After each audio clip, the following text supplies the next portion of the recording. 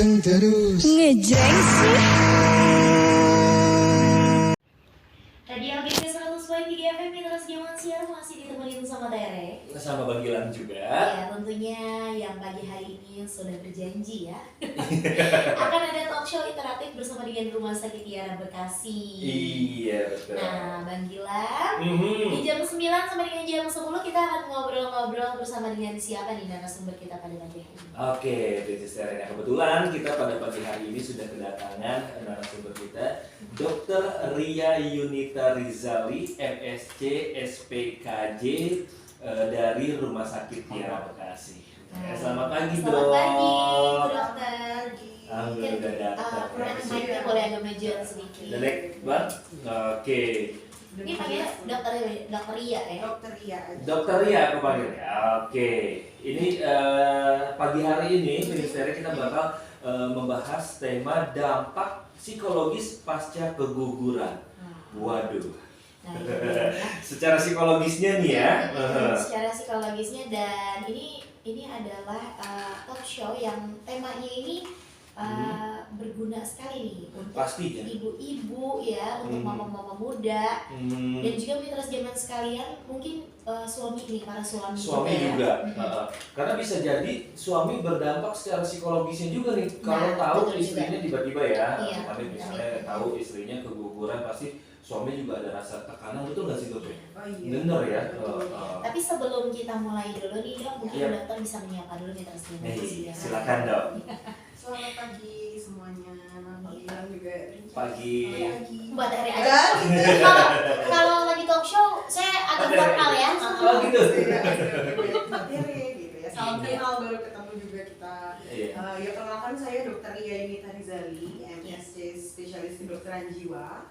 Saat ini saya berpraktek di Rumah Sakit Tiara. Iya. Setiap hari Senin, Rabu dan Kamis. Jadi kalau yang mau periksa boleh ke Rumah Sakit Tiara. Senin nggak boleh dikasih tahu tuh Rumah Sakit Tiara di mana, mungkin ada mitra yang belum tahu. Oh iya, Rumah Sakit Tiara itu di area Bekasi Utara ya, di daerah Babelan sana. Dan raya Kebalan, sorry. Ya, jangan Kebalan. Nanti di akhir segmen juga kita akan infokan Nanti kita ya infoin. nomor telepon atau informasi media sosialnya Rumah Sakit Tiara juga Iya. ya Bisa pastinya. diakses juga di Instagramnya ada. Oke. Bisa kita mulai langsung ya dok ya. Boleh. Boleh. Ini juga informasi untuk mitra zaman siar. Jika ada yang ingin ditanyakan langsung kirimkan di WhatsApp El Gaga di mana panggilan. Iya, WhatsApp-nya di 08 111 186 1003 ya. Mitra bisa bertanya mengenai tema kita pada pagi hari ini adalah dampak psikologis pasca keguguran. Iya, apapun Ya. yang menjadi tema kita hari ini, mitra zaman siar tidak perlu ragu ingin bertanya karena gratis nih. Gratis mumpung ya. Ada dokter Iya. akan menjelaskan hari. Boleh Betul. langsung mungkin Bang Gilang? Iya, mungkin sebelumnya kita pengen tahu dulu keguguran atau abortus itu ya, itu apa sih, Dok? Iya, jadi keguguran itu kan bukan sesuatu yang asing ya sebenarnya untuk kita. Jadi memang itu adalah peristiwa yang banyak terjadi pada kehamilan gitu. Menurut data tuh bahkan setiap kehamilan itu memang berisiko 11-20% itu bisa berakhir pada keguguran. Dengan faktornya itu memang banyak sekali yang bisa menyebabkan keguguran. Dan keguguran ini sendiri kan sesuatu yang sebenarnya traumatis ya, Iya. yang dialami oleh para ibu dan juga suaminya seperti itu. Dan bisa menyebabkan kelupaan, tentu saja itu rasa duka, rasa kehilangan yang mendalam seperti itu. Dan pengalaman keguguran sendiri kan unik ya, pada masing-masing mereka itu pengalamannya bisa berbeda-beda, sangat personal dan juga sangat kompleks dengan yang resiko yang macam-macam tadi gitu. Yang dirasakan tentu aja mereka mengalami kehilangan dari calon anaknya, apalagi yang memang sudah Menunggu ya. menunggu seperti itu. Mereka mungkin saat tahu tes positif, mereka udah punya rencana-rencana ke depan seperti itu, dan itu hilang saat terjadi keguguran. Jadi identitas mereka sebagai orang tua otomatis gugur juga gitu, hilang. Mereka merasa kehilangan kendali juga atas yang terjadi pada tubuh mereka ini ya, untuk ya apa namanya, orang tua yang baru saja hamil ternyata tidak berhasil seperti itu. Dan ini tentu akan berdampak pada kesehatannya setelahnya. Jadi dari jurnal yang dapat juga memang itu bisa hampir 20% dari mereka yang mengalami keguguran itu bisa mengalami gangguan kecemasan, bahkan sampai depresi seperti itu ya. Banyak yang kemudian mengalami kesedihan yang berkepanjangan, kemudian selalu mengingat gitu ya, tidak bisa move on gitu istilahnya gitu ya, sehingga aktivitasnya sehari-hari otomatis juga terganggu. Betul. Mereka sulit untuk fokus, sulit untuk konsentrasi gitu karena perasaan sedihnya yang terlalu dominan seperti itu. Akhirnya juga muncul kecemasan gitu ya. Ada rasa bersalah, apakah ini memang gara-gara saya yang nggak bisa tidak jaga gitu, capek dan sebagainya gitu ya, pikiran negatif gitu ya. Saya gagal nih sebagai wanita seperti itu ya. Kemudian juga akhirnya merasa kesepian karena bingung mau curhat sama siapa, mungkin curhat sama suami walaupun sama-sama berduka, tapi kan pengalaman yang mereka lalui bisa jadi berbeda. Jadi kadang mungkin jadi kayak tidak bisa dimengerti rasanya seperti itu ya. Kemudian juga otomatis ada rasa kelelahan juga, jadi susah tidur, bahkan mimpi-mimpi buruk seperti itu. Akibatnya ya jadi ada kehilangan nafsu makan, badannya juga jadi kayak nggak pulih-pulih gitu ya.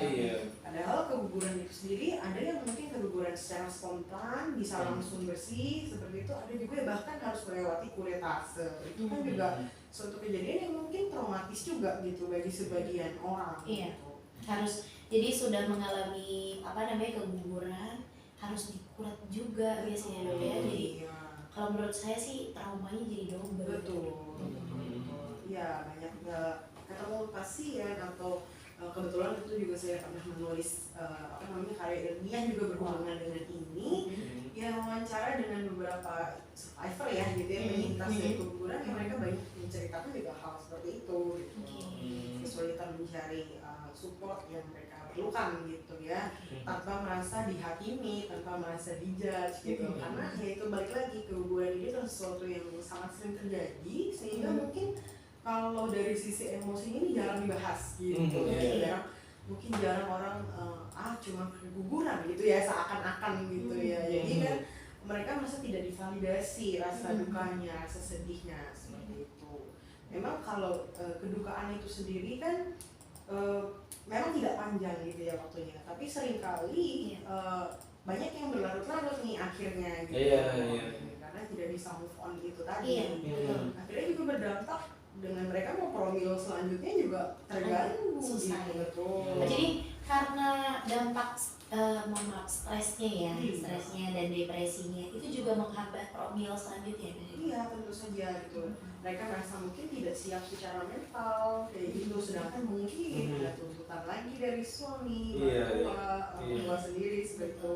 Ayo kamu masa masih mau berlarut-larut, kan bisa mencoba lagi dan sebagainya, komentar-komentar seperti itu gitu ya. Sedangkan mereka mungkin belum selesai dengan dukanya itu. Nah yang paling parah dok, gejala psikologisnya itu apa nih pas keguguran itu? Ya karena ya tadi saya bilang sempat karena ini duka ya, rasanya duka sekali yang dalam, kesedihan itu bahkan mungkin sampai ada yang jadi depresi berat gitu ya, sampai terpikir bahwa ya sudah saya lebih baik juga nyusul anak saya misalnya seperti itu ya. Jadi sampai ada yang kayak gitu ya? Ya bahkan yang berat bisa sampai seperti itu gejalanya. Mungkin itu kehamilan yang sudah ini ya dok ya, yang sudah yang direncanakan banget gitu ya. Dan biasanya usianya sudah masuk di trimester 3, sudah resikonya tinggi gitu ya. Saya yang maksudnya hamil cuma sekali aja ngerasain sakitnya seperti apa gitu, maksudnya kesedihannya seperti apa kalau sampai harus kehilangan anak gitu. Betul sekali. Bahkan sampai ada yang mau nyusul juga ya. Untuk kasusnya sendiri di Bekasi dok, bagaimana nih dok? Ya kebetulan mungkin teman-teman di Bekasi ini saya di sini juga sebagai salah satu fasilitator ya, supaya awareness-nya juga meningkat kayak gitu ya, supaya bahwa bagi mereka yang memang pernah mengalami keguguran dan sampai saat ini mungkin masih mengalami masalah emosional itu begitu ya, sampai terganggu aktivitasnya, memang ada baiknya konsultasi lah ya sama yang profesional supaya kita bisa maju gitu ya, bisa maju dalam arti kita bukan melupakan kejadian itu, kita bukannya tidak menghargai janin yang sudah kita kandung yang hilang itu, tapi kita bisa bergerak maju, bisa menyimpan memori itu sebagai memori yang baik gitu ya, tapi kita juga tetap bisa melanjutkan kehidupan kita kayak gitu. Karena hidup kan terus berjalan ya. Betul. Jadi tapi kalau untuk kejadian sini di Bekasi memang agak sulit ya, karena kita mungkin masih belum bisa mendapatkan data secara eksaknya seperti itu ya, mungkin itu karena mungkin awareness-nya masih belum banyak, mungkin ada sebagian orang masih dianggap seperti tabu mungkin ya. Jadi sini saya juga berfungsi untuk meningkatkan lah awareness, kesadaran bahwa nggak apa-apa kok kalau memang memerlukan bantuan seperti itu harus reach out gitu ya, harus mencari tenaga profesional atau mungkin dukungan komunitas seperti itu ya di masyarakat itu juga mungkin sebaiknya ada, tapi mungkin kalau era sekarang mungkin dengan media sosial lebih mudah ya, lebih banyak ya dok ya, ada kok bisa dicari. Kalau merasa mungkin lingkungan terdekatnya suami gitu ya atau mertua, ibu mungkin rasanya kurang bisa memahami ini apa sih yang saya alami sebenarnya gitu, kesedihan saya ini mereka mungkin kurang memahami gitu ya, bisa cari juga dukungan komunitas seperti itu, juga bantuan profesional yang pasti seperti Bu Dokter. Iya, bisa langsung datang ke rumah sakit Tiara, bisa ya langsung temui Dokter Ria gitu ya, bisa konsultasi. Nah dok, dari tadi kan ada resiko kayak kecemasan atau segala macam untuk kehamilan berikutnya ya. Biasanya dari dampak psikologisnya si kita penyintas nyebutnya penyintas keguguran ini, biasanya berapa lama sih dok dia bisa move on untuk kayaknya ya udah deh aku mutusin untuk oke, aku hamil lagi gitu. Apa tergantung dari orang lagi ya? Gimana dok?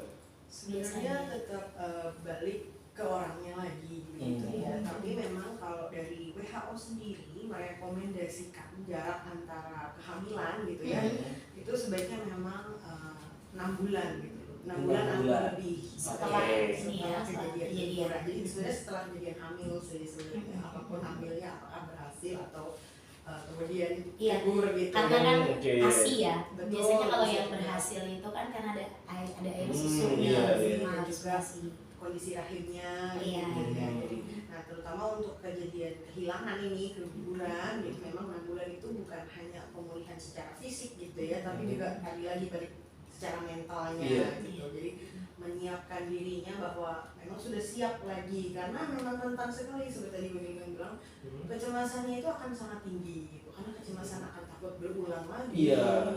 Bahkan ada yang lebih dari sekali. Betul. Ada penyintas yang mengalami keguguran lebih dari sekali. Betul, itu namanya keguguran berulang ya, recurrent miscarriage. Itu memang resikonya tentu akan bertambah lagi pada kehamilan-kehamilan yang berikutnya gitu. Jadi mereka harus pulih gitu ya secara fisik dan juga mental gitu. Mungkin di waktu itu juga mereka bisa mencari tahu sebenarnya apa sih masalahnya, baik secara fisik dan juga mentalnya gitu. Jadi kalau ada yang masih kecemasannya tinggi itu bisa sama-sama kita track gitu, jalan bareng gitu ya, baik fisiknya dan juga psikologisnya, sambil mencari dukungan dari lingkungan juga gitu. Jadi lebih siap supaya tidak ada risiko berulang itu tadi. Oke, siap. Nah, dukungan dari orang sekitar ya, seberapa besar ya dukungan dari suami? Nanti kita akan kembali lagi tentunya nanti setelah ini dukungan seberapa besar ya? Iya. Apakah penting banget kan dari suami? Gitu Kayak penting sih ya, tapi nanti kita akan dengarkan penjelasannya langsung dari Dokter Ria Yunita. Jadi jangan kemana-mana, tetap di pagi-pagi di Antar Abang. Panteng terus ngejreng sih.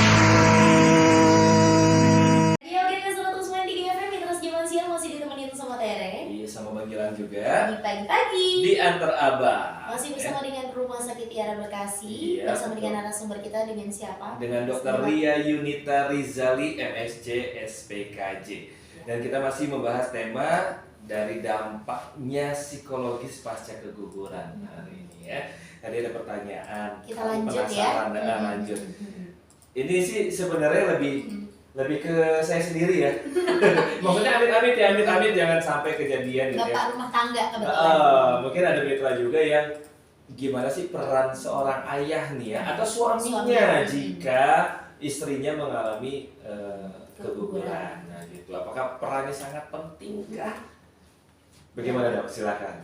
Ya, jadi memang peran suami itu sangat amat penting gitu ya. Wow, banyak nih sangatnya dikali ya. Sangat, iya. Dikalikan. Iya, jadi memang peran dukungan yang paling besar itu memang yang paling dibutuhkan adalah tentu dari suami. Suami. Oke.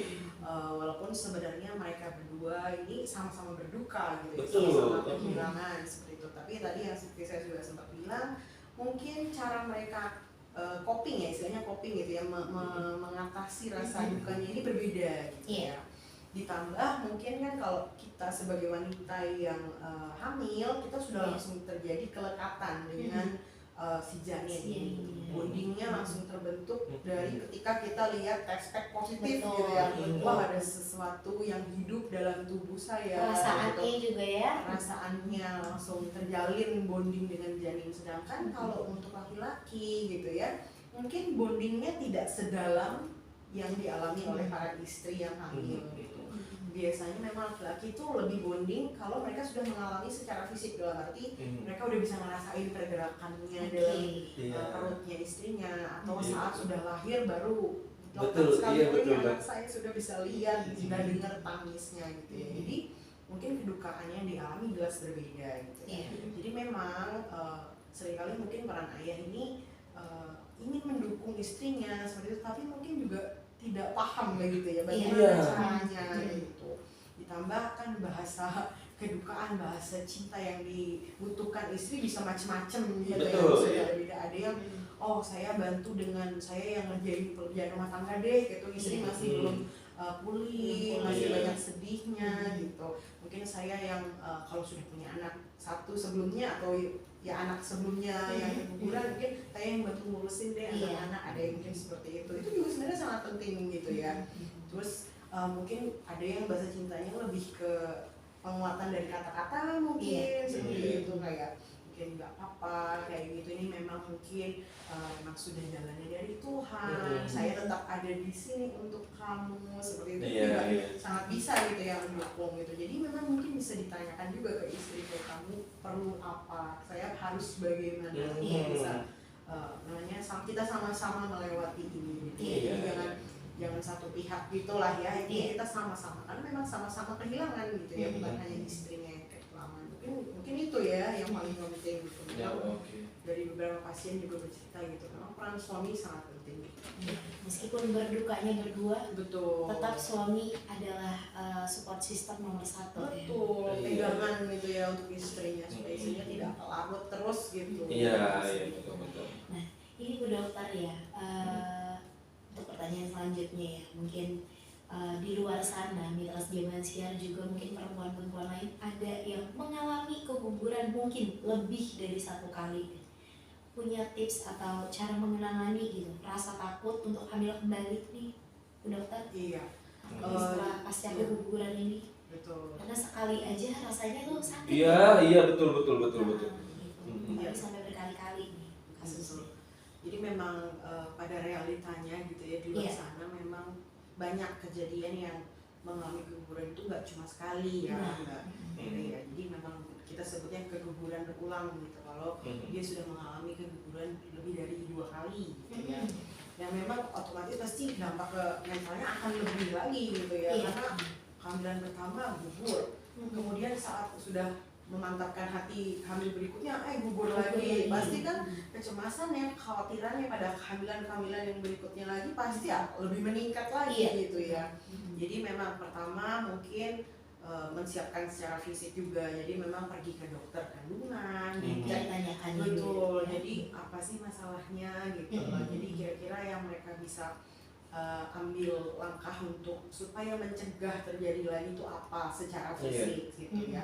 Kemudian kalau secara psikologisnya mungkin bisa ke konseling dulu, ke profesional gitu ya. Kira-kira saya sudah siap belum gitu, apa kecemasan saya akan mengganggu nanti pada saat kehamilan. Karena dari jurnal juga banyak didapatkan karena mereka mengalami cemas, akhirnya kelekatan terhadap janinnya saat mereka hamil tuh mereka kayak membatasi diri gitu. Jadi yang biasanya namanya kita punya akan mempunyai anak, ya kan pasti dielus-elus, diajak ngomong kayak gitu. Ini tuh bahkan ada kasus gitu ya, mereka tuh sampai nggak mau gitu, nggak mau ngomong sama bayinya dalam perut, jadi benar-benar berusaha detach atau lepas secara emosional gitu karena trauma supaya dia berpikir bahwa saatnya kalau memang kejadian lagi, kehilangan lagi, mereka nggak akan terlalu sedih gitu ya sampai seperti itu. Nah jadi itu memang kita mungkin tipsnya harus mengafirmasi diri bahwa ini bukan kesalahan siapa-siapa seperti itu ya.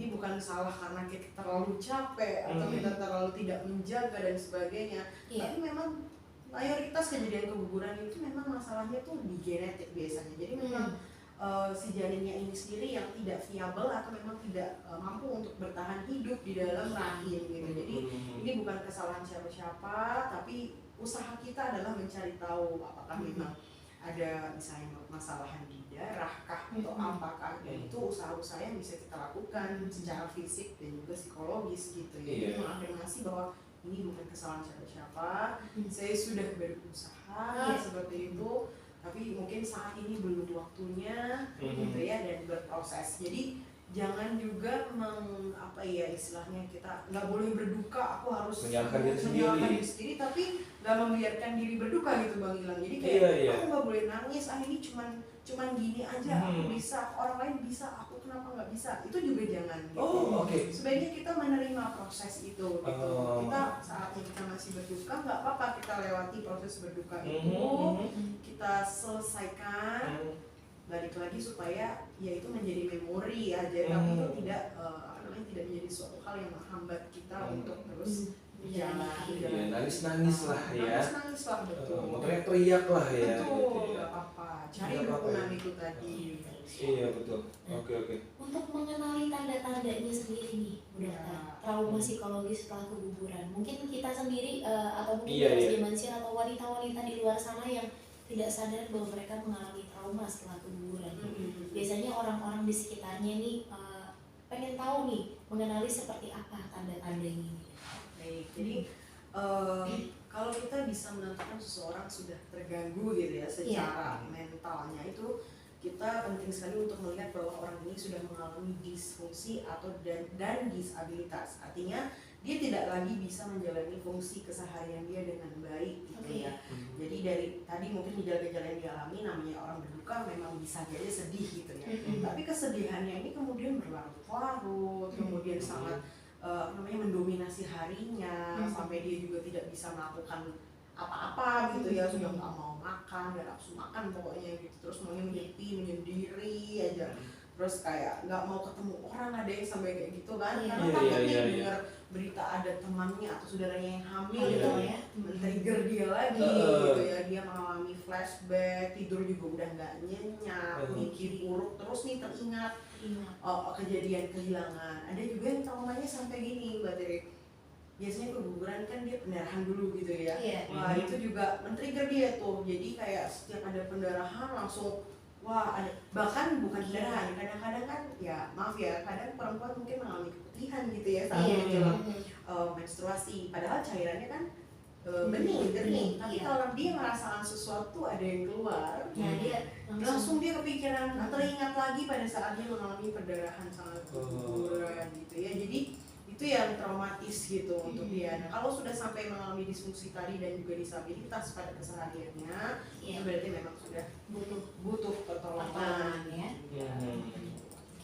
Jadi kita juga lebih lebih peduli lagi ya, mungkin Mitra Dimensia di sekitarnya, keluarganya ya, mungkin ada yang pernah mengalami dan melihat tanda-tanda yang sudah, wah ini kayaknya udah ini sih, sudah kayaknya traumanya udah lebih dalam, udah ini butuh pertolongan gitu. Nah, untuk Rumah Sakit Tiara Bekasi sendiri nih, Bu Dokter, mendukung pasien dalam pemulihan emosional kah pasca keguguran? Tentu saja gitu ya. Jadi yang biasa dilakukan gitu. Iya, kalau memang ada pasien yang kemudian memang sejauh ini kita memang belum yang menjemput bola dalam arti kita yang mencari gitu ya, tapi kita masih menunggu teman-teman yang memang membutuhkan bantuan dan kemudian mungkin dari sekitarnya dulu tadi yang lebih aware bahwa sepertinya sudah perlu nih dibantu gitu ya, memang bisa gitu datang aja langsung kayak gitu, mungkin bisa konsultasi juga sama dokter kandungannya kayak gitu ya. Nah dan bisa juga minta, dok gitu, saya mungkin perlu juga nih gitu pendekatan dari sisi psikologis seperti itu, jadi nanti dari dokter kandungannya akan merujuk ke kita kayak gitu juga bisa. Jadi kita akan melakukan kolaborasi tentu saja gitu, secara fisiknya dan juga secara emosinya. Bisa langsung datangkan juga ya. Betul, langsung datang aja ke rumah sakit ya. Nah, untuk informasi lainnya nanti akan kita sampaikan lagi bersama dengan Dokter Ria Yunita. Jadi buat mitras zaman siang jangan kemana-mana, kami akan kembali lagi. Jadi tetap di pagi-pagi Di antara anak. Panteng terus. Ngejreng sih. masih ditemenin sama Tere. Sama Bang Gilang juga. Tentunya masih bersama dengan Rumah Sakit Tiara Bekasi. Pada hari ini kita sedang talk show interaktif Iya. bersama dengan Dokter Ria Yunita Rizali, MSc SPKJ. Selaku dokter psikiater ya dok. Psikiatri atau psikiater sih dok? Ya, psikiatri itu cabang ilmunya ya. Oh, cabang Kalau ilmunya. dokternya disebutnya psikiater. Oke. Jadi ada ini ya, maksudnya takut salah sebut gitu. Karena saya juga masih kurang ini waktu tadi kita udah tanya pas off air ya, perbedaan psikolog dan juga psikiater gitu. Ternyata memang ada perbedaannya ya dok ya. Beda. Tadi ada yang mau ditanyain apa nih Bang Iya, Gilang nih? saya tertarik Kayaknya seru sama. banget nih. Nggak, saya tertarik sama istilah-istilah zaman sekarang gitu ya, kayak mental health gitu ya kan. Karena kita juga pernah dapat informasi bahwa Gen Z juga sekarang udah banyak yang nikah. Nah, Bahkan mohon maaf hamil di luar nikah juga ada yang mereka terpaksa harus maaf ya aborsi dan yang lain gitu kan. Dan ya mereka terpaksa harus melakukan itu dok. Ini gimana dampaknya nih ya? Yang sengaja mungkin yang kalau tadi kita ngebahas yang secara spontan ya, ini yang sengaja melakukan aborsi, menggugurkan. Oh iya. Jadi ini topik yang cukup kontroversial. Iya, nggak apa-apa kan? saya dengerinnya juga agak kurang melek nih. Dan saya agak gini juga ya, anak-anak zaman Tapi sekarang nih bisa jadi edukasi juga kan dok? kayak apa ya, kayak ada masalah sedikit kena mental nih, Kena mental health. Padahal sebenarnya masalahnya tuh dia juga yang bikin masalahnya Iya, gitu kan, sampai yang berdampak pada kehamilan. Betul. Kayak gitu dok. Ya, jadi kalau pada kasus-kasus yang aborsi dalam arti memang permintaan sendiri gitu ya. Iya. Tapi kan sebenarnya untuk di Indonesia sendiri secara hukum itu ilegal. Ilegal, Gitu betul. ya. Tapi kita tidak tahu lah realitanya di luar sana. Tentu saya tidak bisa berani bilang apa Iya. jelasnya gitu. Tapi memang ya tentu mungkin bisa jadi memang ada perbedaan gitu ya. Tapi namanya tetap kehilangan sesuatu yang tadinya adalah bagian dari tubuhnya, tentu tetap ada gitu ya. Dampaknya emosional dia mungkin sedihnya tetap ada, mungkin rasa bersalahnya mungkin tetap ada, Takutannya mungkin lebih besar. ketakutannya mungkin dia cukup besar seperti itu. Tapi memang sayangnya mungkin jurnal-jurnal atau penelitian mungkin belum banyak yang membahas itu gitu ya. Dan bisa jadi mereka juga takut untuk speak up gitu ya. Bisa jadi kebetulan juga sampai sekarang saya belum pernah sih dapat pasien yang datang karena memang sengaja istilahnya mereka melakukan pengguguran kayak gitu. Jadi mungkin saya belum bisa ngomong banyak nih tentang Iya. itu. Nggak apa-apa dok. Nah kembali kepada mental health nih. Zaman sekarang dikit-dikit mental health, Karena ini mental health. Bang Gilang lagi ini banget ya, lagi peduli sama kesehatan mental ya. Ya mumpung ada ahlinya. Iya. Iya, jadi memang sebenarnya mungkin tujuannya baik ya, dari dulu media mulai mengangkat topik-topik kesehatan mental, tujuannya kan awalnya untuk edukasi gitu ya, meningkatkan awareness, kemudian menghilangkan stigma yang ada di masyarakat. Tapi ternyata mungkin generasi makin kesini gitu ya, mereka malah seperti yaitu meromantisasi tadi ya sempat saya bilang Oke. ya, bahwa seakan-akan punya gangguan mental tuh keren Keren, seakan-akan gitu Iya. ya. Wah gue bipolar nih misalnya gitu kan. Keren. Keren, aduh gue apa PTSD apa Iya, gitu iya, ya. iya. Padahal kenyataannya bagi pasien yang memang akhirnya mengalami gangguan ini nggak ada lah yang mau gitu ngaku ya. mau bilang saya bener-bener bipolar gitu, aduh gitu kan. Saya OCD nih. Padahal kamu tahu nggak sih kalau OCD itu capek gitu kan ya. Iya. Kalau OCD yang benar OCD itu kan memang capek ya dok ya. Sangat capek. Jadi pasien-pasien yang beneran OCD itu Oh iya justru OCD ya, OCD. gangguan obsesi Bekas, kompulsif iya. gitu ya. Bagus. Mereka datang untuk minta pertolongan itu karena mereka udah capek itu gitu. Mereka nggak mau hidup seperti ini gitu ya. Kalau yang benar-benar namanya gangguan mental yang seperti tadi saya bilang, mereka sudah mengalami disfungsi dan disabilitas itu tadi. Mereka nggak bisa loh beraktivitas dengan normal dalam tanda kutip seperti kita nih. Ya udah kita mau duduk di sini udah santai gitu ya. Iya. Kalau OCD mungkin mereka harus bersih-bersih Bersih dulu, dulu, segala iya. macam, cuci tangan berkali-kali sampai tangannya luka-luka seperti itu. Mereka nggak ada yang mau sakit atau terganggu mentalnya gitu ya. Jadi namanya kita permasalahan hidup itu pasti ada gitu Iya, ya. betul. Jadi seseorang itu mengalami permasalahan psikologis bisa jadi ada, tapi belum tentu semuanya itu adalah gangguan gitu loh. Oh, oke. Dan belum tentu semuanya itu perlu ditreat secara profesional gitu. Bisa jadi emang dia ini nyari gara-gara ya dok. Ya balik lagi banyak faktor ya Banyak bisa faktor. seseorang mengalami gangguan gitu. Salah satunya ya pembentukan kepribadian mereka juga kayak gitu ya. Ya mungkin kalau kita lihat Gen Z dan sekarang udah mungkin Alpha bahkan ya. Oh iya, udah mau ya. ya. Udah mungkin Beta, beta, beta. ya. Ya mungkin itu kan sebenarnya produk dari kita yang milenial juga nih yang Nah iya. Nah, mungkin saat enggak sih, kalau Gen Z bukan produknya milenial bukan? belum ya adiknya ya. Adik gitu ya. Ya jadi memang didapatkan mungkin resiliensi atau ketahanan mental mereka mungkin memang lebih tidak sekuat kita gitu ya. Iya. Mungkin ya pada ya memang tidak semua ya, saya nggak bilang nanti saya digeruduk sama ini lagi ya. Sih. Memang tidak semua, tapi ya seperti yang kita lihat gitu ya laporan-laporan saat ini kayak cerita-cerita mungkin orang-orang di HRD di kantor dan lain sebagainya gitu. Kok memang seperti ini dikit-dikit tadi ini dikit-dikit lapor mami Iya. kayak Bisa gitu jadi ya. ya. Jadi resiliensi atau ketahanan mentalnya mungkin memang ada kerapuhan dan sebagainya kayak gitu. Ya, itu memang perlu personal ya. Jadi kita harus gali personal, kita nggak bisa generalisasi, tapi Iya. memang Enggak semua juga nggak seperti itu. semua. Enggak semua ya. Masing-masing ya. Mhm. Kita kembali lagi ke tema kita ya dok ya. Oke. Ini ada pertanyaan dari Bunda Liana. Oke.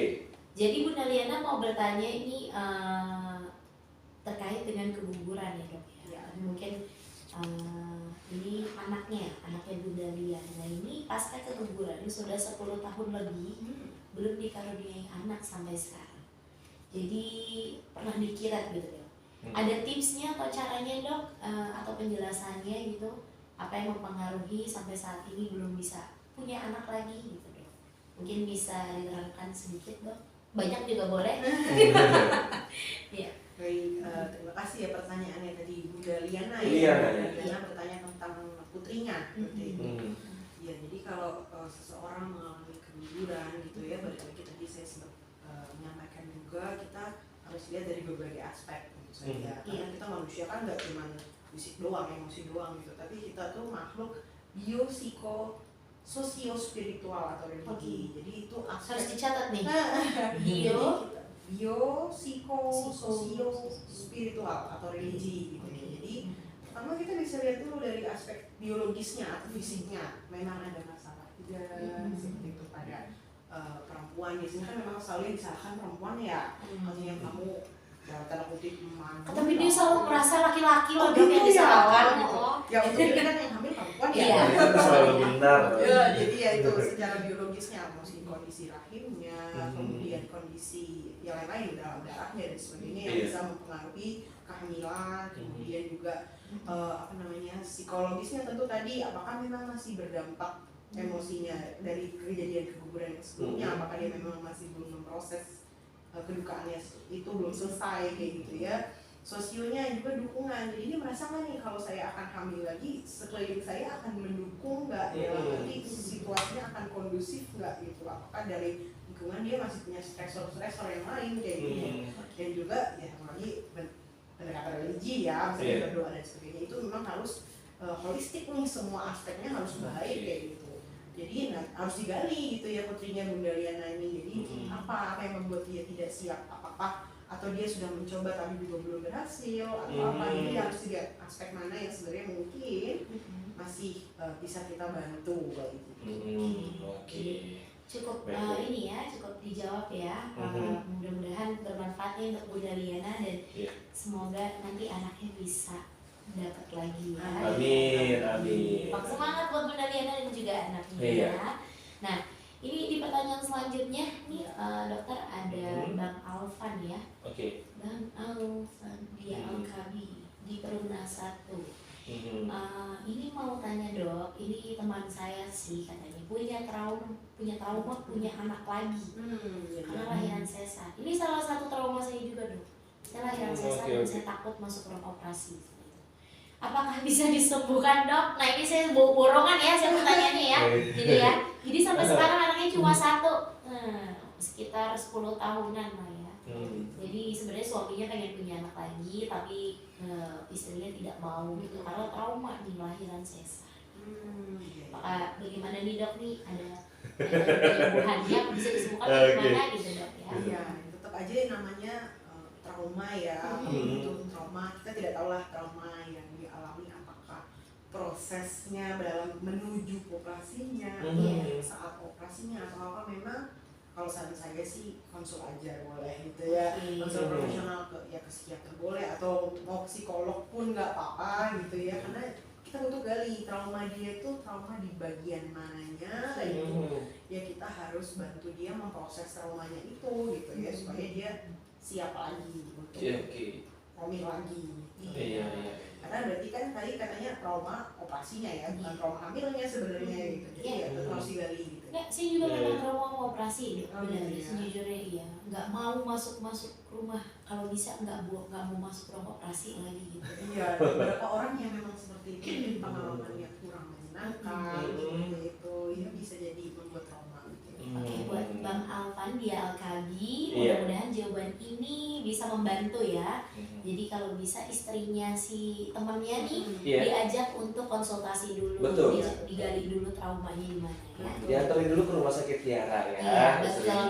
Siap nanti ketemu sama dokter Lia ya. Nah kebetulan suaminya juga pengen punya anak lagi. Iya tuh kan kesian tuh suaminya pengen punya anak lagi kan. Aku ngomporin aja ya, lagi ngomporin. Silakan. Ini ada pertanyaan tapi di luar dari ini apa namanya dampak hiburan ya.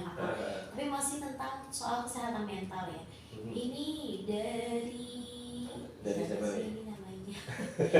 Dari namanya ya. Lagi Pak Tere, Mas Gilang, saya didiagnosa mixed anxiety dan depressive disorder oleh psikiater tempat saya konsul.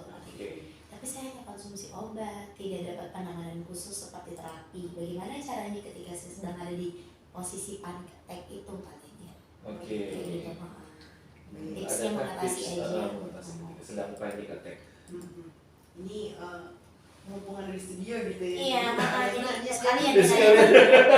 Gak apa-apa, boleh, ini kan untuk edukasi juga. Iya. Tadi Mas siapa belum ada namanya itu Iya, ya. ada namanya. Nanti saya cari tahu. Baik, jadi karena sudah tegak gitu ya diagnosis, dia mengalami gangguan campuran gitu ya, depresi dan cemas, kemudian dia juga pernah mengalami serangan panik ya katanya ya. Selama ini cuma konsumsi obat nih gitu. Gimana sih caranya kalau saya lagi panic attack, gimana caranya gitu ya? Memang pertama kita kalau namanya kita dokter tadi ya seperti Mbak bilang kita dokter biasanya memang kita akan bantu dengan obat dulu gitu. Walaupun obat sendiri memang benar paling membantu tuh 20% aja sebenarnya Mbak bilang. Jadi sisanya kita harus membantu mereka berlatih gitu ya, gimana caranya. Pertama mereka harus tahu namanya teknik relaksasi gitu, teknik pernapasan, relaksasi saat mulai ada serangan. Ini kan biasanya tarik nafas. Kalau memang sudah kesulitan karena biasanya gejala serangan panik itu mereka tiba-tiba napasnya pendek-pendek gitu ya, Iya. kayak menggap-menggap gitu, Kadang sampai ada yang gemeteran. gemeteran, keringet dingin, rasanya mau pingsan kayak gitu ya. Kita bisa ada yang namanya teknik grounding juga. Jadi kita melihat lingkungan sekitar kita. Jadi semua sensori kita manfaatkan gitu. Kita perhatikan 5 hal yang bisa kita lihat, 5 hal yang bisa kita cium, 5 hal yang bisa kita dengar, dan juga yang bisa kita pegang kalau perlu. Jadi itu grounding kita gitu. Jadi kita tidak terlarut dalam gejala serangan paniknya itu. Salah satunya itu. Nanti mungkin bisa searching juga lah di internet, sekarang udah banyak nih. Iya. Bisa Mungkin dicari. karena dia tahu hari ini ada ibu dokter langsung ya, psikiater gitu. Jadi sekalian boleh, pertanyaannya. nggak apa-apa. Jadi gitu ya, cari. Perempuan sih dok, ini saya lihat Perempuan. fotonya Oke. perempuan tapi nggak ada namanya. Bisa di search namanya grounding teknik gitu, atau relaksasi juga boleh. Oke. Tapi kalau panik mah kita juga sering panik ya bang ya. Mau talk show ya, 10 menit lagi baca materi, panik deh. Tapi bukan, itu bukan ya, beda ya. Panik ya.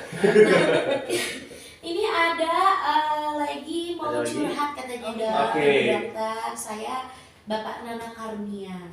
Sikap suami supaya istri gimana seharusnya sikap suami supaya istri yang pasca keguguran biar ceria lagi dok. Oh iya. Bagi tipsnya dong dok. Ya, yang paling Ini utama. suami Iya, ini ya. Dari nanya ya, Ya. suami gitu kan ya. Kadang mereka memang tahu gitu ya, peran-perannya paling penting, cuma apa yang harus dilakukan itu. Iya, iya. Iya, yang penting being present, dalam arti ada, kita tuh ada. Jadi dan kita harus memberitahu istri kita bahwa kita ada di sini Iya. gitu. Jadi kita tidak memprosesnya secara masing-masing, karena mungkin banyak kejadian karena mereka memproses kedukaannya masing-masing, itu akhirnya kan hubungannya jadi lebih tenggelam. Iya, betul. Bahkan sampai film di luar negeri kan banyak tuh ya kasus-kasus keguguran yang malah akhirnya pisah nih, dia saling menyalahkan dan sebagainya. Tapi yang paling utama adalah being present, dalam arti kita ada untuk istri kita kayak gitu. Jadi apa yang istri kita perlukan, ya itu kita siap. Iya gitu. Paling utama ya. Ada.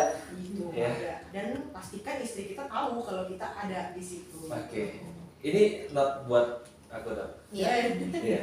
Being present. Ada, yang penting ada ya. Mau istrinya sedang Impression, ya. trauma, mau tidak trauma, mau senang, mau sedih, ada ya bang bilang ya. Ada dan siap untuk apa bantu nih ya. Ah itu dok. Bapak Nana Karunia, mudah-mudahan membantu jawabannya ya. Iya. Sehat selalu untuk Bapak Nana dan juga istrinya ya. Iya. Nah, nanti kita akan masuk di segmen terakhir ya Ibu Dokter. Jadi buat mitra Jemaah Siat, terima kasih yang sudah bertanya di line WhatsApp. Tidak bisa dibaca semua nih. Masih ada sebenarnya, masih Masih banyak ada, nih ya dok ya. Tapi karena waktu juga, jadi nanti mitra Jemaah Siat tetap pantengin sampai dengan jam 10. Masih barengan sama Tere Sama Bang Gilang juga di pagi-pagi. di Antar Abang. Panteng terus. Ngejreng sih. Di Antar Abang. Iya, kita sudah masuk di segmen akhir ya perbincangan kita. Talk show pagi kita bersama dengan Rumah Sakit Tiara Bekasi. Betul. Dan narasumber kita adalah Bersama, Dr. Ria eh? Yunita Rizali, MSc SPKJ. Iya.